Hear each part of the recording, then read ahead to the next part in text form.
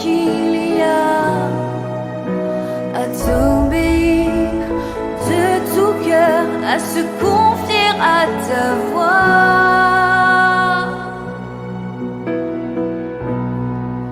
Tu viens relever le fer, tu le prends dans tes bras, tu le conduis vers ton Père, qui le console ici-bas. Entends le cri de ma prière, sois mon secours et ma joie, passer de l'ombre à ta lumière, j'ai mis mon espoir en toi.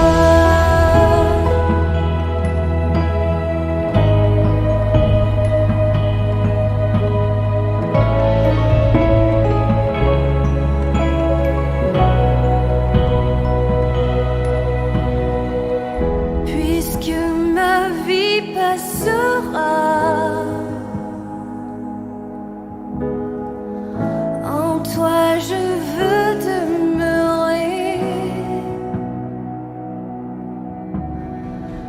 puisque tu triompheras.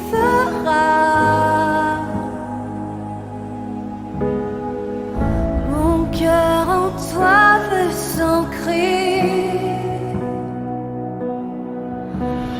Montre-moi la splendeur et la beauté qu'il y a à t'obéir de tout cœur, à se confier à ta voix.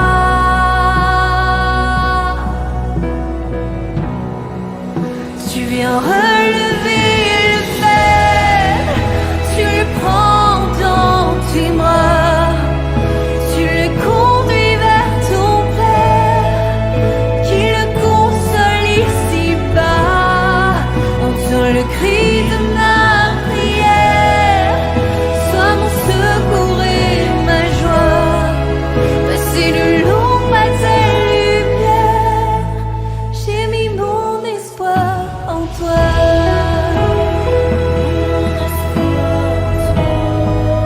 J'ai mis mon espoir en toi.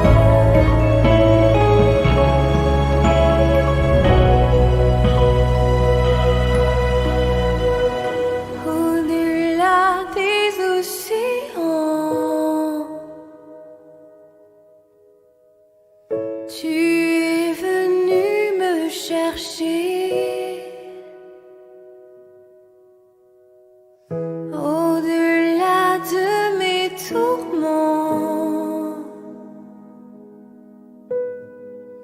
ton amour a triomphé.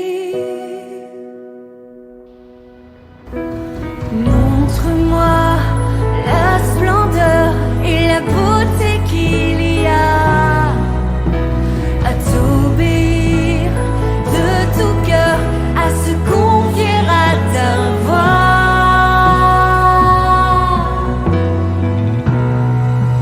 Tu viens relever le fer, tu le prends dans tes bras, tu le conduis vers ton Père, qui le console ici-bas. Entends le cri de ma prière, sois mon secours et ma joie, passer de l'ombre à ta lumière, j'ai mis mon espoir en toi, passer de l'ombre à ta lumière, j'ai mis mon espoir en toi, passer de l'ombre à ta lumière, j'ai mis mon espoir en toi.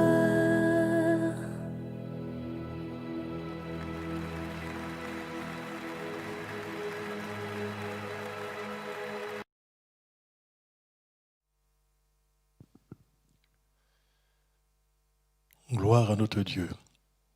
Vous venez d'écouter, et peut-être même de chanter, un chant magnifique qui nous parle d'une expérience qu'a pu faire cette personne qui a chanté ce chant, d'une rencontre extraordinaire qui a bouleversé sa vie, d'un sauveur merveilleux qui est allé la chercher au-delà des barrières naturelles. cherchait cette brebis faible, abandonnée. Et quand elle a rencontré le bon berger, quand elle a rencontré Jésus-Christ, sa vie en a été complètement transformée. Le Seigneur l'a relevée. Le Seigneur lui a donné une dignité particulière. Cette belle histoire s'est répétée sans cesse depuis maintenant plus de 20 siècles. Depuis que l'Évangile est prêché partout, dans le monde entier, le Seigneur continue à chercher des hommes et des femmes venant de partout, de différentes conditions sociales, humaines, de différents arrière-plans. Ces personnes parfois rejetées, ces personnes parfois cataloguées, le Seigneur va au-delà des barrières et il cherche à attirer à lui ces hommes et ces femmes dans le but de pouvoir se révéler à leur cœur et de leur communiquer la vie éternelle par la foi placée dans la personne du Sauveur, dans la personne de Jésus-Christ. L'histoire que je propose par rapport à ce moment de méditation, cette histoire biblique parlera à votre cœur, touchera votre vie. Le Saint-Esprit, utilisant la parole de Dieu, sera en mesure de pouvoir vous révéler de façon peut-être plus approfondie la personne de notre Seigneur Jésus-Christ. En tout cas, c'est l'expérience qu'a faite cette femme dite la femme samaritaine. On va lire son histoire dans l'Évangile selon Jean, au chapitre 4, et on va lire à partir du verset 3e. Il est dit de Jésus ceci, au verset 3, « Alors Jésus quitta la Judée et retourna en Galilée. Comme il fallait qu'il passât par la Samarie, il arriva dans une ville de Samarie nommée Sichar, près du champ que Jacob avait donné à Joseph son fils. Là se trouvait le puits de Jacob. Jésus, fatigué du voyage, était assis au bord du puits. C'était environ la 6e heure. Une femme de Samarie vint puiser de l'eau. Jésus lui dit, « Donne-moi à boire. » Car ses disciples étaient allés à la ville pour acheter des vivres. La femme samaritaine lui dit, « Comment toi, qui es juif, me demandes-tu à boire, à moi qui suis une femme samaritaine ?» Les Juifs, en effet, n'ont pas de relation avec les Samaritains. Jésus lui répondit, « Si tu connaissais le don de Dieu et celui qui te dit, « Donne-moi à boire », tu lui aurais toi-même demandé à boire et il t'aurait donné de l'eau vive. »« Seigneur, lui dit la femme, tu n'as rien pu puiser et le puits est profond. D'où aurais-tu donc cette eau vive? Es-tu plus grand que notre père Jacob, qui nous a donné ce puits et qui en a bu lui-même, ainsi que ses fils et ses troupeaux? » Jésus lui répondit, « Quiconque boit de cette eau aura encore soif. Mais celui qui boira de l'eau que je lui donnerai n'aura jamais soif. Et l'eau que je lui donnerai deviendra en lui une source d'eau qui jaillira jusque dans la vie éternelle. » La femme lui dit, « Seigneur, donne-moi cette eau, afin que je n'ai plus soif et que je ne vienne plus puiser ici. » « Va, lui dit Jésus, appelle ton mari et viens ici. » La femme répondit, « Je n'ai point de mari. » Jésus lui dit, « Tu as eu raison de dire, je n'ai point de mari, car tu as eu 5 maris. Et celui que tu as maintenant n'est pas ton mari. En cela, tu as dit vrai. » « Seigneur, lui dit la femme, je vois que tu es prophète. » Au verset 25, la femme lui dit, « Je sais que le Messie doit venir, celui qu'on appelle Christ. Quand il sera venu, il nous annoncera toutes choses. » Jésus lui dit, « Je le suis, moi qui te parle. » C'est une histoire extraordinaire. La Bible déclare que Dieu du haut des cieux regarde tous les fils et toutes les filles des hommes ici-bas sur terre. Dans le psaume 53, il nous est dit que Dieu cherche à voir s'il y a des personnes intelligentes, c'est-à-dire finalement des personnes qui ont à cœur de chercher Dieu, qui veulent rencontrer leur Créateur, qui aimeraient avoir une communion avec lui. Et aux yeux de Dieu, c'est la marque des personnes intelligentes, ceux qui sont en recherche sur le plan spirituel et qui aimeraient connaître l'approche de Dieu.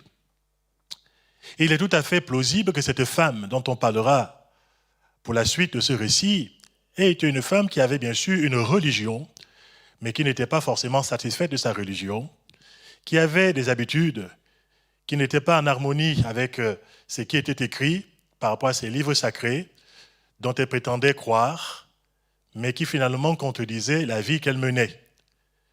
Et cette femme qui n'était pas satisfaite avait besoin que sa vie un jour puisse être comblée. Je ne sais pas si elle a fait des prières sincères à Dieu, en disant à Dieu, au-delà de ma religion, si tu existes, révèle-toi vraiment à mon cœur. Peu importe. On va remarquer que Jésus-Christ sera amené à faire tout un détour pour pouvoir rencontrer cette personne dans un village qui a priori était fermé par rapport aux Juifs. Jésus-Christ ira au-delà des préjugés de son époque et l'évangéliste Jean, qui relate cette histoire, va dire ceci comme étant un impératif du Christ. Il fallait qu'il passât par la Samarie. Tous ceux qui connaissent la géographie, la topographie d'Israël, non seulement à cette époque, mais aujourd'hui, savent que ce détour n'était pas une obligation sur le plan de la géographie.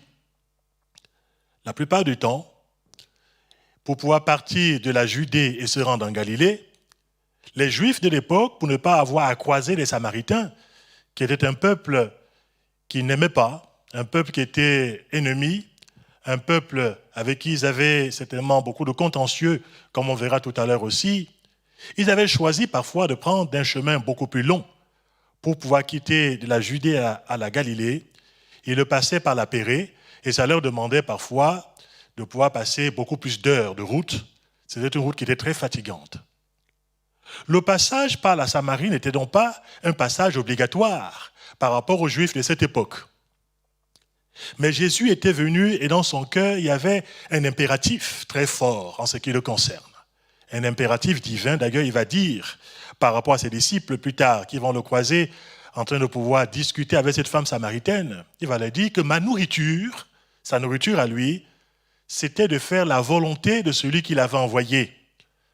Et la volonté de celui qui l'avait envoyé, la volonté de Dieu le Père, c'était de pouvoir chercher et sauver ce qui était perdu. Et dans ce village des Samaritains, c'était un village où les gens étaient perdus.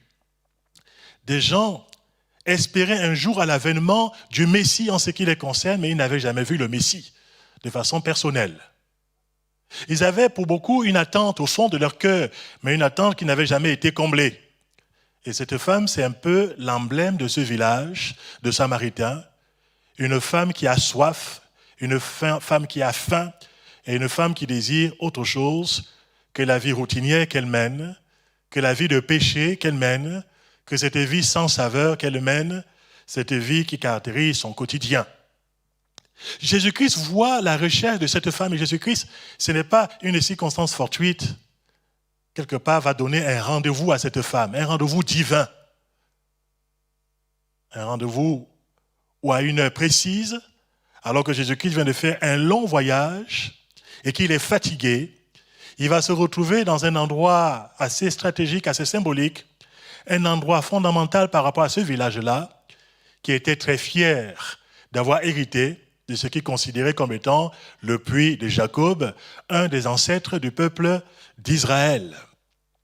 C'était une source d'eau qui était une source bienfaisante par rapport à tout ce village, parce qu'à cette époque, on s'alimentait au travers de cette source d'eau qui était un puits.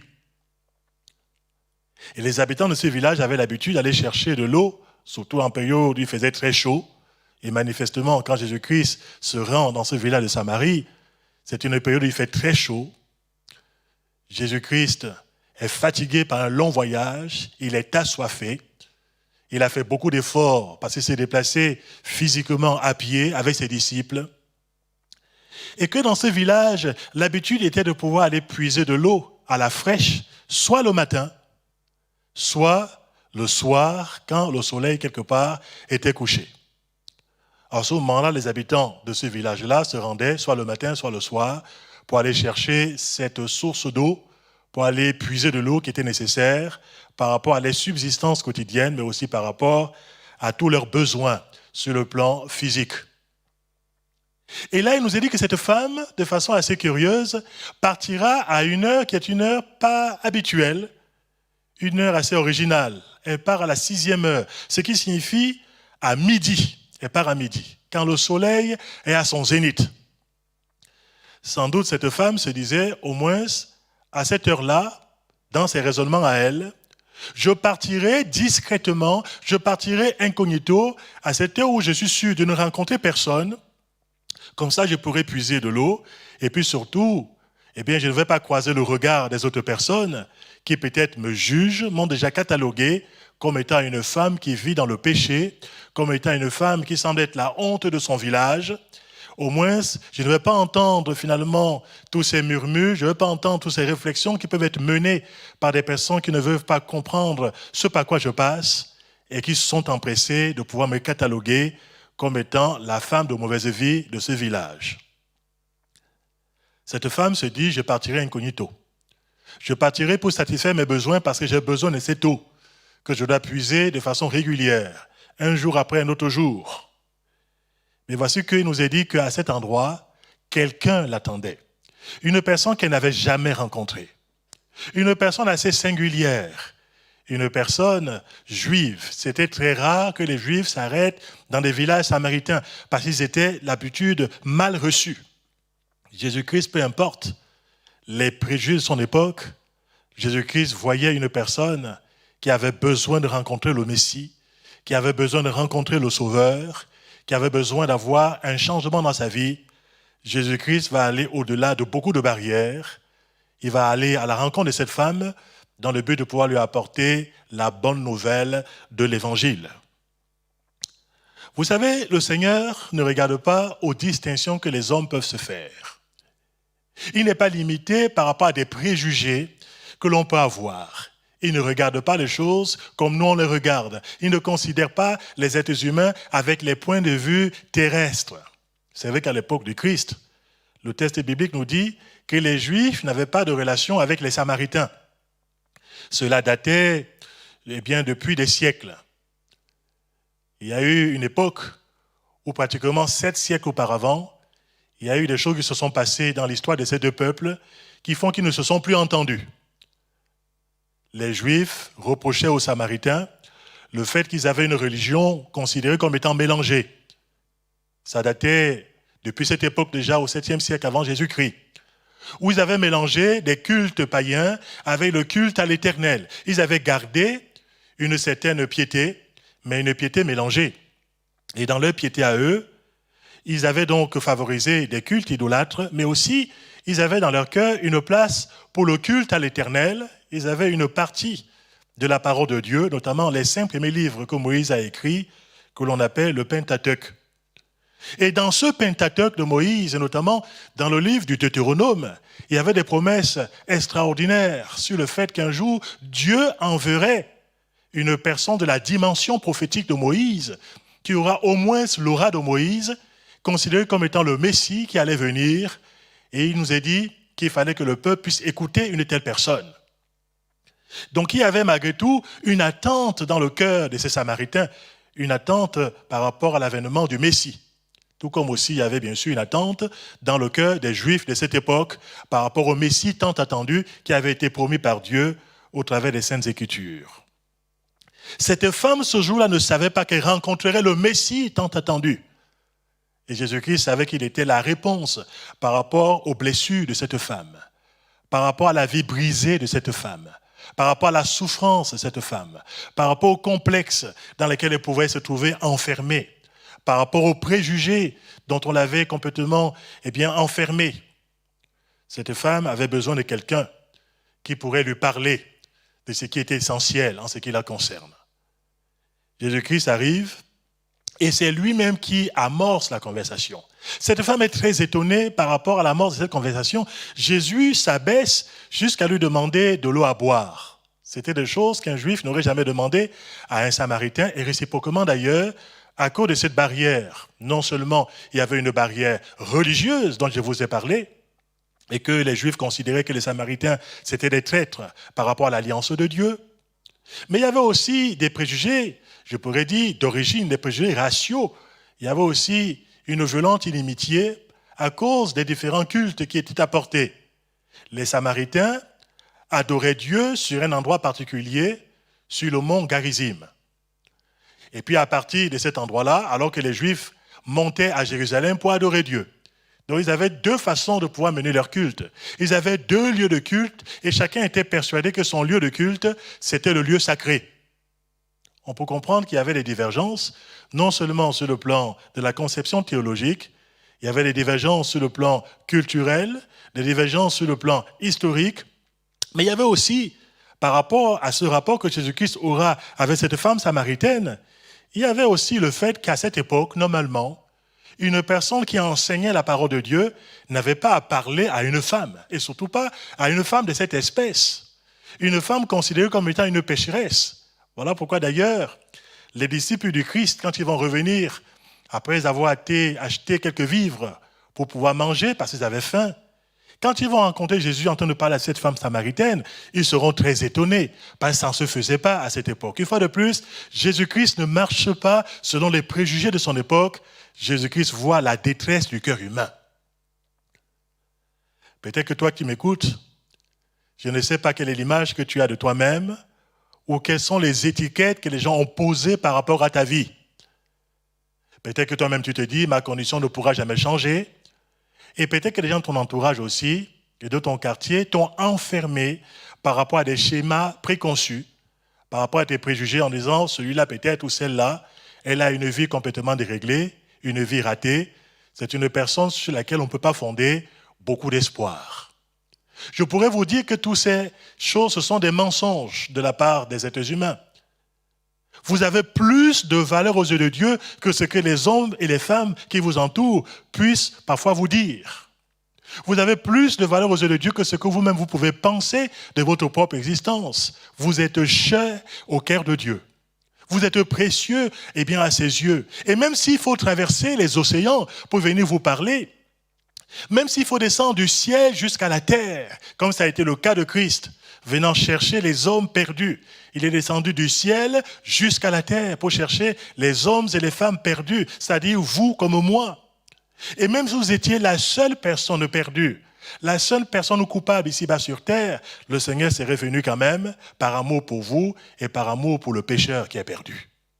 Et cette femme qui était pécheresse, comme tous les êtres humains d'ailleurs, malgré ce qu'ils peuvent penser d'eux-mêmes, cette femme avait besoin de rencontrer un jour, sur son cheminement de vie, celui qui est venu non pas pour juger les hommes et les condamner, mais celui qui est venu pour chercher et sauver ce qui est perdu. Donc Jésus lui-même fait cette approche. Il renverse ainsi toutes les barrières de son époque et Jésus-Christ amorce la conversation. Beaucoup de barrières tombent. Il demande à cette femme de l'eau, c'est quand même assez touchant, de voir que celui qui est le créateur du ciel et de la terre, celui par qui le monde existe, celui qui finalement s'est abaissé jusqu'à prendre la condition humaine, qui était tout en apparence évidemment comme un juif lambda de cette époque, c'était en même temps non seulement le Fils de l'homme, mais on le sait, on va le découvrir par la suite, c'était le sauveur du monde, c'était le Fils de Dieu. Il était là, il nous est dit, dans son abaissement humain, fatigué à cause du voyage, assoiffé, et il avait faim, comme tous les êtres humains dans la condition terrestre peuvent connaître ses besoins. Et il s'abaisse dans le but par la suite de pouvoir renverser la demande. Parce qu'en réalité, ce n'est pas tant lui qui avait besoin d'être satisfait, même s'il avait soif. Ce dont il avait le plus besoin, c'est que cette femme qui est venue ce jour-là, qui était tourmentée, qui avait des questions qu'elle se posait, que cette femme reparte après cette rencontre avec le cœur qui est satisfait, avec une vie qui est comblée par la rencontre qu'elle aura faite avec celui qu'elle cherchait sans le connaître, le Messie tant attendu, le Sauveur du monde.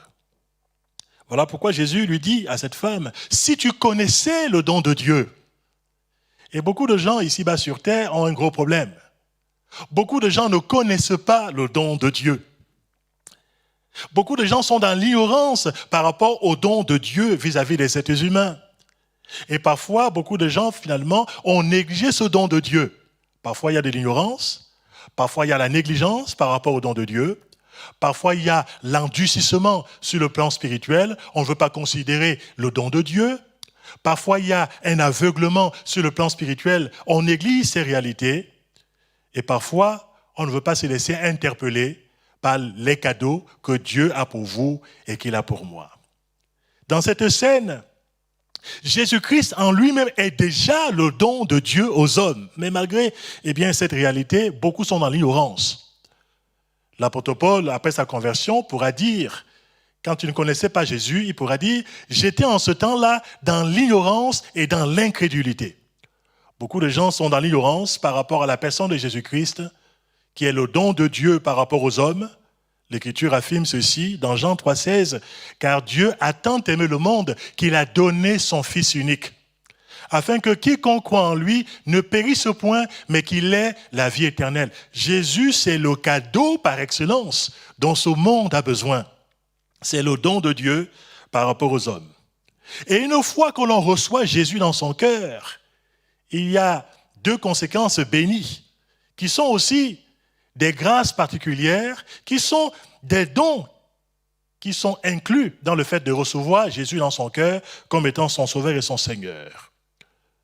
Le premier don qui est capable de nous satisfaire pleinement dans notre soif sur le plan spirituel, soif de sainteté, soif de justice, soif de paix, soif de pardon, soif d'être reconnu comme une personne qui est aimée de Dieu, c'est le don de la vie éternelle. Le Seigneur, quand on reçoit Jésus dans son cœur, quand on l'accepte comme étant son sauveur, il nous fait le cadeau de la vie éternelle. Afin que quiconque croit en lui, en Jésus, ne périsse point, mais qu'il ait la vie éternelle. La Bible nous dit que le salaire du péché, c'est la mort, mais le don gratuit de Dieu, c'est la vie éternelle en Jésus-Christ, notre Seigneur. C'est l'apôtre Paul qui le dira par la suite dans l'Épître aux Romains, chapitre 6, et au verset 23. Et il va poursuivre dans une autre épître en disant ceci, « C'est par la grâce que vous êtes sauvés, par le moyen de la foi, et cela ne vient pas de vous, c'est le don de Dieu. » Le salut de Dieu, c'est un don, c'est une grâce qui nous est apportée dans notre vie quand on reçoit Jésus-Christ en tant que notre Sauveur et notre Seigneur. Il y a une deuxième bénédiction qui découle. C'est le fait que désormais notre vie est une vie qui est rafraîchie sur le plan spirituel. Cette image de l'eau vive que Jésus va utiliser, qui est différente des eaux du monde. Cette femme venait puiser sans cesse dans ce puits profond, ce puits de Jacob. C'est aussi le symbole de ce après quoi les hommes de ce monde courent, cherchant à satisfaire leur âme avec des choses terrestres, avec des choses qui sont passagères, qui ne peuvent pas vraiment étancher la soif intérieure des êtres humains. Les femmes et les hommes de ce monde courent après les plaisirs sans cesse renouvelés, mais aucun des plaisirs terrestres ne peut combler le vide au fond de son cœur. On court parfois après des distractions de toutes sortes, et on vit dans une société où on nous propose beaucoup de divertissements.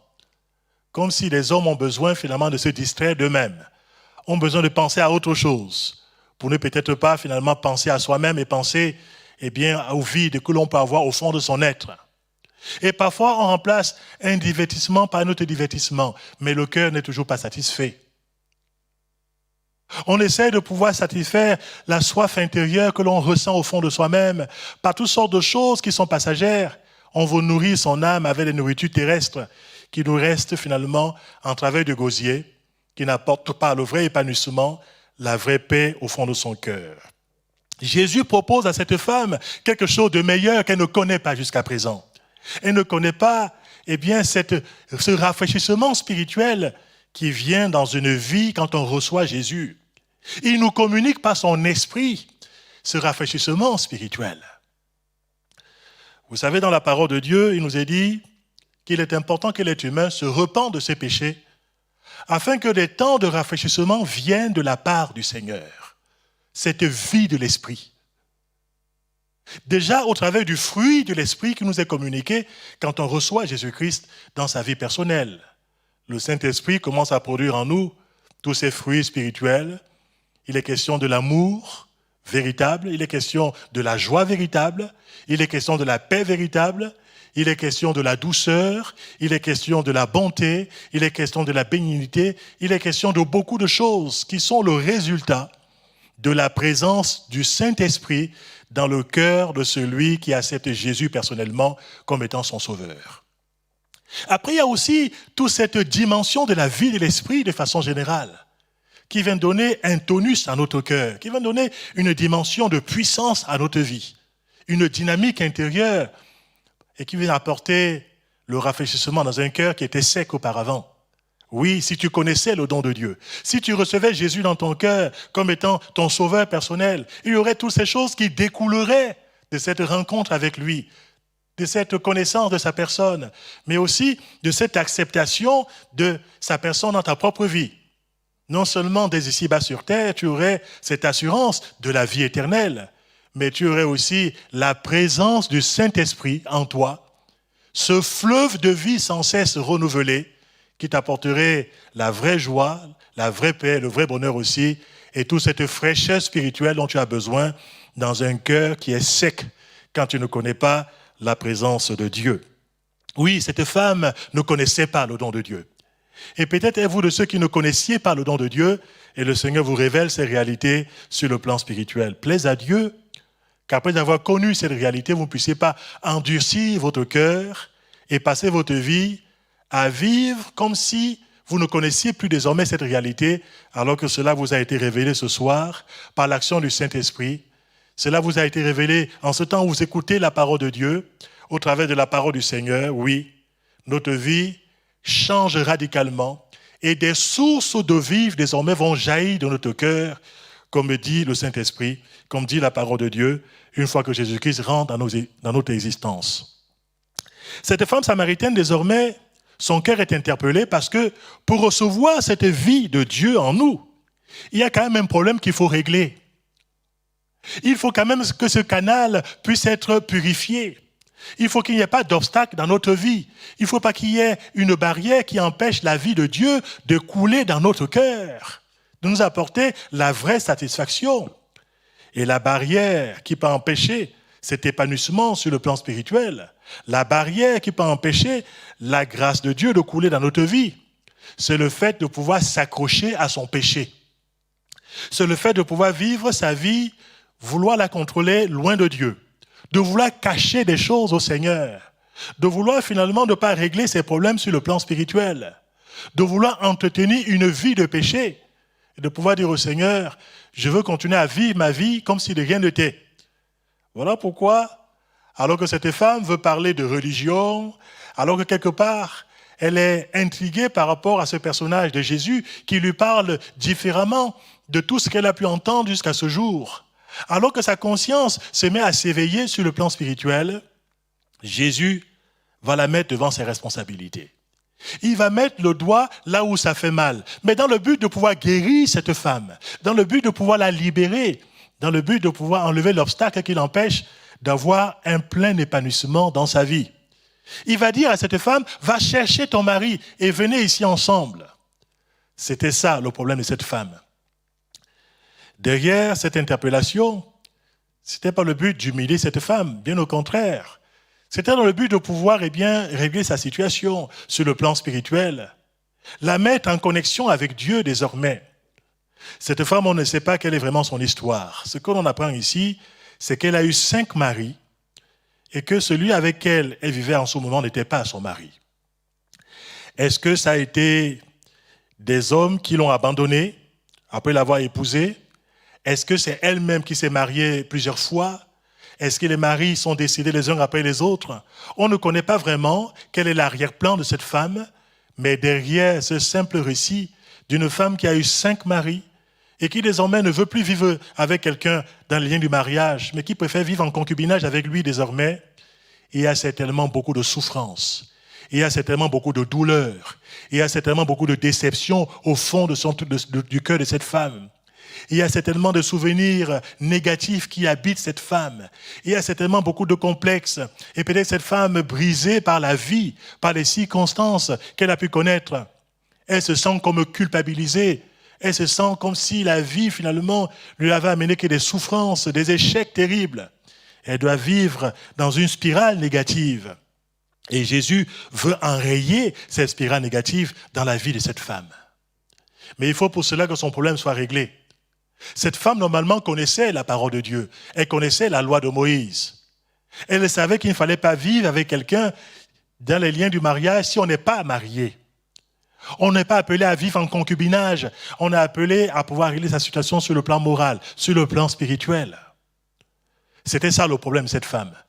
Peut-être que c'est parfois aussi ton problème. Peut-être que tu n'arrives pas à accepter la vie de Dieu dans ta vie personnelle parce que quelque part, tu es attaché à une situation de péché.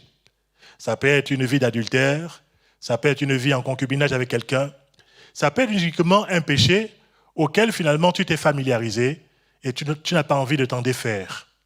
Et pourtant, au fond de ton cœur, tu es malheureuse, et pourtant, au fond de ton cœur, tu es malheureux, et pourtant, au fond de ton cœur, tu aimerais finalement connaître autre chose que la vie que tu mènes jusqu'à ce jour. Je pourrais vous dire ceci de la part du Seigneur. Le Seigneur sait que tous ces obstacles qui sont là au fond de ton cœur, ce sont des obstacles. Et qu'il faut qu'un jour ou l'autre, tu aies le courage d'amener ces œuvres des ténèbres, toutes ces blessures, tous ces obstacles à la lumière de sa face, dans le but d'en être libéré, dans le but d'en être délivré, dans le but d'en être guéri. Pour cette femme, c'était ce problème sur le plan de son immoralité. Pour une autre personne, ça peut être autre chose qui le tient. Les gens sont parfois tenus par la drogue. Parfois, les gens sont tenus par la cigarette. D'autres sont tenus parfois par l'alcool. D'autres sont tenus par des mauvaises habitudes. D'autres parfois sont attachés à des traditions ancestrales. D'autres vont se dire, mais ma religion me fait de pouvoir penser comme ça ou cela. D'autres sont attachés au qu'en dira-t-on. Et parfois, d'autres personnes sont habituées à vivre une vie de malheur en se disant, ma vie ne changera jamais. Je pourrais vous dire qu'avec Jésus, tout peut changer, mais dans le bon sens du terme. Il peut transformer radicalement votre existence, vous apporter ce que vous n'avez jamais goûté jusqu'à ce jour. La vie éternelle, mais aussi ce rafraîchissement intérieur par l'action du Saint-Esprit. Cette femme, après cette rencontre avec le Christ, je vais vers la fin de ce message, elle est passée d'une partie de sa vie où elle avait des préjugés. Au fur et à mesure, il y aura une révélation sur la personne du Christ. Quand le Seigneur l'interpelle en lui disant « Va chercher ton mari », et que finalement le Seigneur met le doigt sur sa situation, elle va comprendre que celui qui lui parle, ce n'est pas un monsieur et madame tout le monde, qu'il a une dimension spirituelle et qu'il a pu discerner des choses qu'elle cachait aux autres personnes ou qu'elle n'arrivait pas à s'avouer elle-même. Je pourrais vous dire qu'on peut cacher des choses aux êtres humains, on ne peut rien cacher à Dieu. Il connaît exactement nos souffrances. Il connaît exactement nos douleurs. Il connaît exactement nos tourments intérieurs. Il connaît aussi notre culpabilité et il aimerait nous en délivrer de toutes ces choses. Elle reconnaît en Jésus-Christ comme étant le prophète. N'est-ce pas un prophète? Mais elle ira beaucoup plus loin. Elle va découvrir en Jésus-Christ comme étant le Messie tant attendu, plus qu'un prophète. Le Messie tant attendu. Et c'est dans ce village, et c'est dans cette période particulière, et c'est à cette femme qui était en recherche sur le plan spirituel que Jésus-Christ fera cette révélation extraordinaire par rapport à sa personne, par rapport à son identité. Et il lui dira, ce Messie tant attendu, ce Messie dont ta religion parle, ce Messie qui est prophétisé dans les livres de Moïse, je suis moi ce Messie qui me tient devant ta face et qui t'ai parlé comme je t'ai parlé aujourd'hui. La femme passe d'une révélation à une autre révélation. Elle était auparavant dans l'ignorance. Voici que ses yeux spirituels s'ouvrent de plus en plus. Vous savez, parfois, on est dans l'ignorance et quand le Seigneur se révèle à notre cœur, il n'y a que lui qui peut se révéler à une personne dans la détresse, une personne qui l'ignorait complètement. Jésus-Christ se révèle à cette femme dans ce qu'il est vraiment. Et cette femme accepte cette révélation dans sa vie et sa vie change radicalement. Elle reçoit Jésus-Christ désormais comme étant plus qu'un prophète, comme étant le Messie. Et Jésus utilise ici cette expression « moi, je suis le Messie ». C'est une expression qu'il va utiliser par la suite plusieurs fois, pas uniquement par rapport au fait qu'il est le Messie, mais c'est une expression qui va parler de lui comme étant Dieu en réalité. Moi, ego eimi. Moi, Jésus, je suis. Et ici, il se révèle comme étant le Messie, tant attendu, comme il se révélera ailleurs aussi comme étant celui qui est le pain de vie, qui est la lumière du monde, qui est celui qui est Dieu de toute éternité. La vie de cette femme est tellement impactée, on voit son changement radical, en ce que cette femme qui venait quelque part en rasant les murs, qui était venue discrètement, sur ce puits de Jacob, et qui est repartie avec des vraies réponses dans son cœur, avec une rencontre qui l'a changé, cette femme va devenir un témoin de Dieu dans son village. Elle va aller raconter aux gens de son village, ce qui lui est arrivé. Cette personne qui lui a parlé avec un langage différent de ce qu'elle entendait. Cette personne qui est l'espérance de son village, le Messie tant attendu. Elle sera ce témoin-là. Et par la suite, au travers de son témoignage, beaucoup de gens de son village vont se tourner vers Jésus-Christ. Et par la suite, il nous est même dit que les gens de ce village vont accepter de recevoir Jésus-Christ pendant 2 jours de plus. Il restera dans cet endroit. Ils vont entendre la prédication de Jésus et à la fin, ils vont eux-mêmes conclure en disant « Ce n'est pas uniquement à cause du témoignage de cette femme samaritaine que nous avons cru en lui, mais ils vont dire « Nous l'avons entendu nous-mêmes et nous pouvons affirmer que ce Jésus est vraiment le sauveur du monde. » C'est quand même extraordinaire. Plaise à Dieu que ce soit le parcours spirituel des uns et des autres.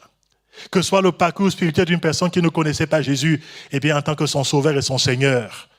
Et c'est pour celui qui a déjà fait cette expérience dans son cœur, plaise à Dieu, qu'il n'hésite pas à pouvoir parler autour de lui de la grâce qu'il a reçue dans son cœur en acceptant Jésus dans sa vie comme étant son sauveur et son Seigneur. Qui sait ce que Dieu est capable de faire avec un instrument qui a été transformé par lui, qui a été bouleversé par lui. On peut devenir par la suite des vases de bénédiction auprès des gens qui nous entourent, portant ce beau message en disant « J'ai rencontré le Christ et ma vie n'a plus jamais été la même ». Des gens remarqueront le changement qui s'est opéré, non seulement dans notre cœur, mais aussi par rapport à notre vie sur le plan quotidien. Et les gens chercheront à connaître ce Sauveur qui nous a non seulement attirés à lui, mais qui a été capable de transformer notre cœur et notre existence. L'expérience que ces femmes ont faite en ce temps-là, tu peux la faire aujourd'hui, parce que Jésus-Christ est là, à la portée des uns et des autres. Peu importe ton arrière-plan, peu importe ton passé, peu importe tout le passif qui t'entoure, peu importe les idées reçues sur toi, ou même parfois les blessures qui t'enferment, qui t'amènent à te recouvrir sur toi-même, Jésus-Christ t'appelle, il te dit, je ne suis pas venu pour te juger, je suis venu pour te démontrer l'amour de Dieu, qui est un amour qui ne tient pas compte des distinctions humaines, qui va chercher l'âme qui est perdue, qui va chercher la brebis qui est blessée, qui va à la recherche de celui qui était sans espoir, dans le but de pouvoir reconstruire la vie d'une personne sur des bases saines, sur des bases pures, sur des bases spirituelles, sur des bases éternelles. C'est ce qu'il est capable de faire dans ta vie. C'est ce qu'il a fait dans ma propre vie et ce qu'il a fait dans la vie de millions et de millions de personnes qui ont bien voulu ouvrir leur cœur à la grâce de Dieu et qui ont reçu Jésus-Christ en tant que le Messie, en tant que le sauveur de leur âme et dont la vie a été complètement changée. J'aimerais que nous puissions courber nos cœurs devant sa face maintenant et que nous puissions prier Dieu ensemble.